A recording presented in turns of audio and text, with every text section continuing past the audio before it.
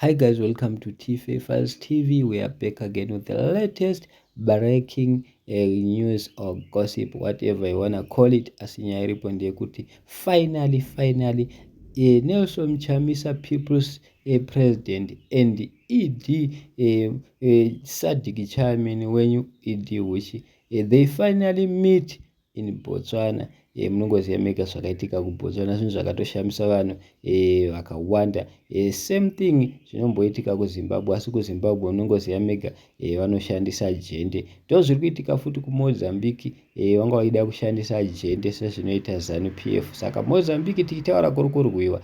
Botswana president anonzi Duma Boko ndiye akahwina. Anga ari president, anga ari Masasi neZANU-PF chini 1, asi chinhu chazongosiyana ndechekuti uyu akazongobuda zvake paakadyiwa, asi ZANU-PF yaiva iri ikoko chinomukampenera. Saka zvinhu zvatoita kuti adyiwe futi too much. Saka pane akadedzwa, pane akainvitwa, pane akangoendawo zvokuti ari kunyara between the two.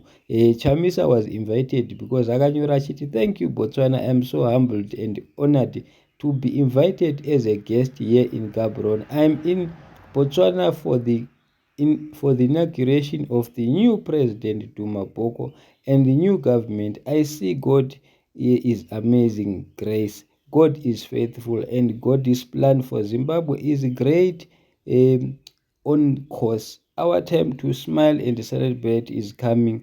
Our Botswana moment is not far. We are next.